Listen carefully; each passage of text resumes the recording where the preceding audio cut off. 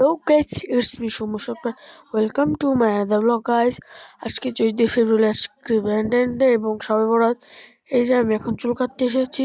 সেলুনে অনেক মানুষ তাই বসে আছে। এই যে আমার দেখুন শখের চুল শেষ হয়ে যাবে। এই যে এখন প্রায় দেখো এগিয়েছে, একটু পরে কমপ্লিট হয়ে যাবে।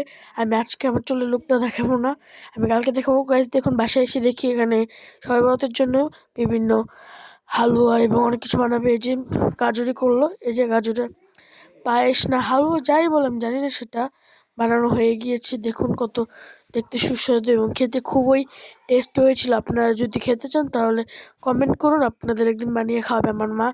এই যে এখানে বুটের ডাল নাকি একটি ব্লেন্ডারে ব্লেন্ড করবে, এরপর রান্না হবে বুটের বরফি। এই যে এখানে বুটের বরফি বা বুটের হালুয়া যেটাই বলা যায়, এখানে কাটছে বুটের বরফি বলি আমি এটাকে। এখানে বুটের বরফি সুন্দর করে কেটে দিচ্ছে আমার মা। আমি এখানে ভিডিও করছি। আপনারা আজকে কারা কারা এই বুটের বরফি বা বুটের হালুয়া বানিয়েছে আপনারা কমেন্ট করুন, আর কারা কারা এটি খেতে চান তারাও কমেন্ট করবেন।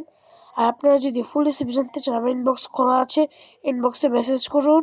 গাইজ দেখুন এখানে অনেকগুলো পিস বানিয়েছে আমার মা আজকে। আমার মা 3 পদের হালুয়া এবং বরফি বানিয়েছে। এই যে গাইজ দেখুন এখানে আরেকটি গাজরের বরফি টাইপের কি যেন একটা বানাচ্ছে, আমি ভিডিও করছি।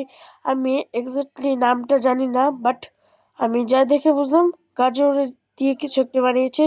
এখানে গাজর দিয়ে দিল এবং আরও বিভিন্ন উপকরণ দিয়ে দিয়েছিল আগে, আমি সেটা ভিডিও করতে পারিনি। আজকের দিনটি আমার সারাদিন অনেক কষ্টের মধ্যে দিয়ে কেটেছিল। আমার একটু নেটের প্রবলেম ছিল, তাই আমি আজকে একটু অনলাইনে আসতে পারিনি। এই যে গাইস দেখুন এই গাজরের মধ্যে দুধ দিয়ে দিল, এরপর রান্না করা হবে গাজরের, বললাম তো নামটা জানি না, গাজরের হালুয়া। আবার একটি রান্না করা হবে, তাই আমি ভিডিও করছি, আপনারা সবাই দেখতে থাকুন গাইস।